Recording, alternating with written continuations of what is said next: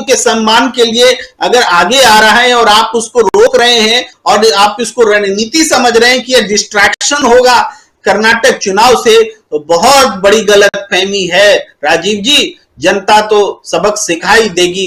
ये ऐसा नहीं चलेगा कि पूरा देश रणनीतियों से चले, भावना से ये देश चलता है और वही भावना आज बीजेपी को उसके खिलाफ जा रही है। जो अब तक वो गलत तरीके से तब भी समझा रही थी, आज उसका गलत साबित हो रहा है। जी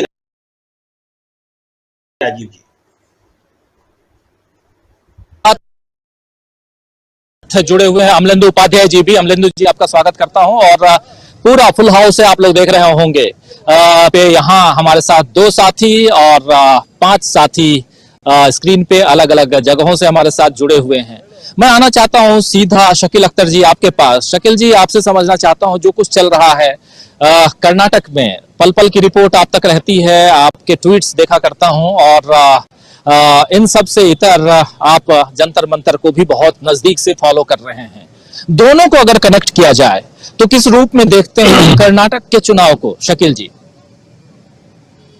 देखिए, कर्नाटक का चुनाव जो है वो जितना इम्पोर्टेंट कांग्रेस के लिए है उतना ही इम्पोर्टेंट बीजेपी के लिए भी है। स्थिति आज की तारीख में ये है कि जो भी कर्नाटक जीतेगा, जिसको हम सब सेमीफाइनल कह रहे हैं, तो वो सेमी नहीं होगा।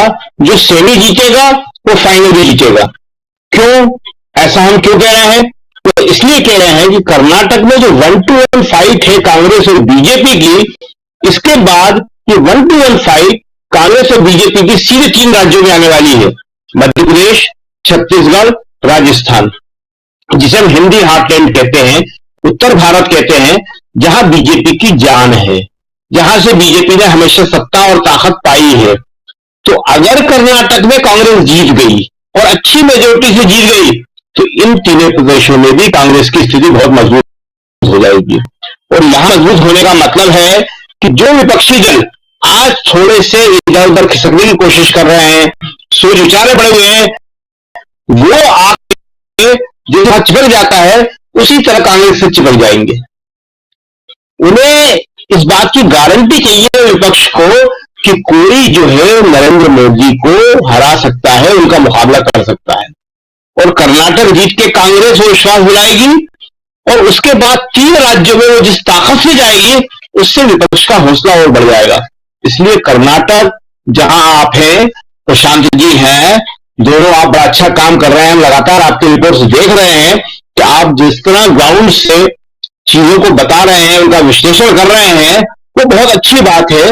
और आज जो भी मेन मीडिया कहते हैं, उन सब में वो खबरें, वो जानकारियां नहीं आ पा रही हैं जो आप अपने चैनल के माध्यम से हम लोगों को दिखा रहे हैं। तो कर्नाटक आज की तारीख में इसलिए बहुत इंपॉर्टेंट है। दूसरी बात आपने कही जंतर मंतर, तो जंतर मंतर का भी महत्व आज उतना ही है। क्यों? आपने किसानों को मारा, मजदूर पैदल चले गए, कोरोना में लोगों ने पुलों से अपने नजदीकी लोगों की लाशें फेंक दी, नोटबंदी हुई, चीन आके बैठ गया, हमारे लोगों को नुकसान उठाना पड़ा। देश भर में ऐसी कितनी घटनाएं हुई, मगर उसके बावजूद भी वोट मिलता रहा।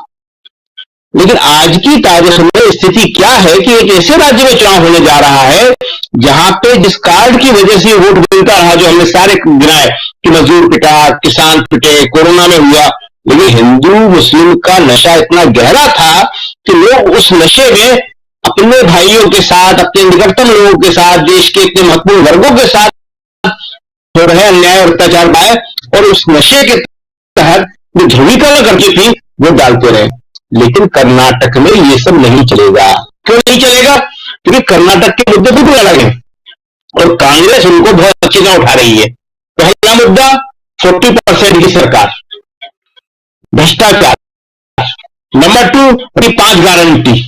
अभी जैसे आपने जिक्र किया है तीसरा नंदनी का।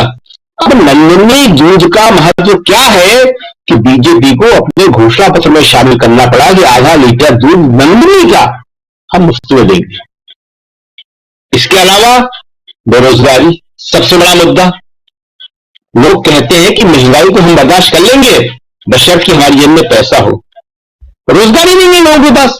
कर्नाटक जैसी जगह जहां आप देख रहे हैं, हमने भी सब कुछ देखा है, वहां लोगों के पास बहुत काम हुआ करता था, दक्षिण भारत का सबसे संपन्न इलाका। लेकिन आज वहां भी बेरोजगारी का आलम है, महंगाई तो सब जगह जैसी है। तो ये सारे के सारे जो मुद्दे हैं वही कर्नाटक में मुख्य मुद्दे बने हुए हैं, चुनावी मुद्दे बने हुए हैं। फिर आपने आई बजरंग दल का जिक्र किया और कांग्रेस ने घोषणा पत्र का किया। कांग्रेस ने अपने घोषणा पत्र में ये एक अनावश्यक चीज लिखी, हम इसको स्वीकार करते हैं। लेकिन उसके बाद जब कांग्रेस ने देखा कि इसका विरोध हो रहा है और प्रधानमंत्री मोदी इसका फायदा उठाने की कोशिश कर रहे हैं, तो कांग्रेस ने एक सर्वे कराया। तो मालूम पड़ा, और पहले से ही मालूम था, सर्वे तो एक ऐसी चीज होती है कि आपके जो समझ होती है उसको सही साबित करती है, कि कर्नाटक में 5% लोग भी जो है वो बजरंग दल के मुद्दों को नहीं जानते, इसलिए उन पर कोई असर पड़ने वाला नहीं है। और ये मोदी जी भी जानते हैं, लेकिन मोदी जी शेष भारत में उसका इम्पैक्ट डालने के लिए, और जैसा कि हम जिक्र कर रहे थे कि जो 3 राज्यों में चुनाव आ रहे हैं उत्तर भारत के, मध्य प्रदेश, राजस्थान और छत्तीसगढ़, वहां माहौल बनाने के लिए बजरंग दल का इशू उठा रहे हैं। लेकिन कर्नाटक में इससे बीजेपी को कोई फायदा नहीं होगा और कांग्रेस को इससे कोई नुकसान नहीं होगा। लेकिन ये बात जरूर है कि एक सबक होता है, हर चुनाव होता है, इससे सीखना चाहिए कि अनावश्यक मुद्दों को नहीं छेड़ना चाहिए। जो मुद्दे चल रहे हैं, जो हमने 4-5 मुद्दे गिना है, इनके अलावा किसी में जाने की जरूरत ही नहीं है। कर्नाटक में आपने देख ही लिया, और आपसे ज्यादा कौन बता सकता है कि वहां तो चुनाव जनता ही लड़ रही है। सिद्धारमैया का आपने बताया, हमने पहले लिखा था तो कुछ लोग हमसे नाराज भी हो गए थे। हमने कहा सबसे बड़े नेता हुआ सिद्धारमैया ही है, मीडिया पे मत जाइए, वो शिव कुमार को दिखाता है, शिव कुमार का अपना असर है। मतलब नेता कौन होता है, ये हमने लिखा था, नेता वो होता है जो जहां खड़ा हो जाए वहां 100-200-500 आदमी भी अपने आप लग जाए। तो सिद्धारमैया को हमने देखा है, वो कर्नाटक के गांव में चले जाए, किसी जिले में चले जाए, किसी शहर में चले जाए, लोग अपने आप उनके आसपास आ जाते हैं। तो न केवल कांग्रेस में बल्कि सभी पार्टियों में आज देवड़ा की भी स्थिति नहीं है, सबसे बड़ी ताकत सिद्धारमैया है वहां पे। तो आज कर्नाटक का चुनाव कांग्रेस बहुत अच्छे मार्जिन से जीत रही है, लेकिन उसको ये बात ध्यान में रखना चाहिए कि वो इसका फायदा अगले 3 राज्यों में उठाए, तभी विपक्षी एकता मजबूत होगी और तभी 2024 में वो मोदी जी को हैट्रिक करने से रोक पाएगी। राजस्थान में उसे ये जो 5 साल से नेतृत्व का फैसला वो नहीं कर पा रही है, विवाद का फैसला नहीं कर पा रही है, गुटबाजी को नहीं रोक पा रही है, उसे रोकना पड़ेगा। मध्य प्रदेश बहुत अच्छा है, छत्तीसगढ़ उनका बहुत अच्छा है, राजस्थान भी बहुत अच्छा है, अशोक गहलोत की स्कीमें वहां काम कर रही है, बड़ा उनके प्रति लोगों का अनुकूल रवैया है। लेकिन जबरदस्ती भी गुटबाजी चल रही है, उससे उसको रोकना पड़ेगा। खड़गे जी को अब कर्नाटक के बाद में अपनी सीडब्ल्यूसी का फैसला करना है, जनरल सेक्रेटरी का फैसला करना है। कर्नाटक में अगर सबसे ज्यादा स्मार्ट कोई खेल रहा है, वैसे तो सब बहुत अच्छा काम कर रहे हैं, तो प्रियंका गांधी खेल रही है सबसे ज्यादा स्मार्ट। उनके जो जवाबी हमले होते हैं ऑन हेड जिस तरह वो ले रही हैं और जिस तरह मोदी जी से डायरेक्ट सवाल कर रही हैं, तो वो कांग्रेस में पुराने इतिहास को दोहराने जैसा है जो इंदिरा गांधी किया करती थी। आपने देखा कि उन्होंने अभी लेटेस्ट किस तरह कहा कि मुझे ताज्जुब है, क्या विकास की बात कर रहे हैं कि विकास करना चाहते हैं, तो आपने किया क्या? ये वही कह सकती थी, उन्होंने ही कहा कि 91 गालियां, 91 गालियां, आप गालियों का हिसाब लगाते हैं, जनता के कष्टों का हिसाब नहीं लगाते। हमारे परिवार की गालियों का हिसाब लिखा जाए तो किताबों में किताब सुन जाएंगी, तो सही बात है, लाइब्रेरियां बन जाएंगी। पंडित मोतीलाल नेहरू से लेके और आज राहुल और प्रियंका तक क्या क्या नहीं कहा गया और आज भी कहा जा रहा है। तो प्रधानमंत्री कह रहे थे कि नेहरू सरनेम क्यों नहीं लगाते, एकदम व्यक्तिगत हमला था कि नेहरू सरनेम क्यों नहीं लगाते। तो ये सारी बातें प्रियंका गांधी कह सकती थी। तो आपको हम प्रियंका गांधी ये पहली बार नहीं कर रही है, कांग्रेस उनका उपयोग करने में अभी तक उतना सफल नहीं रही है। प्रियंका ने इसी तरह अमेठी रायबरेली में। शकील अख्तर जी, मैं माफी चाहूंगा, थोड़ा सा रोकना चाहूंगा। प्रियंका गांधी पे मैं चाह रहा हूँ क्योंकि अगले उसमें राउंड में थोड़ा और भी चर्चा हो और तमाम हमारे जितने साथी पैनलिस्ट साथी हैं सब उस पर बात करें, क्योंकि प्रियंका एक उभरती हुई नायिका के रूप में यहाँ भी देखी जा रही हैं और ये बात हम आप तक पहुंचाना चाहते हैं और उस पर चर्चा करेंगे।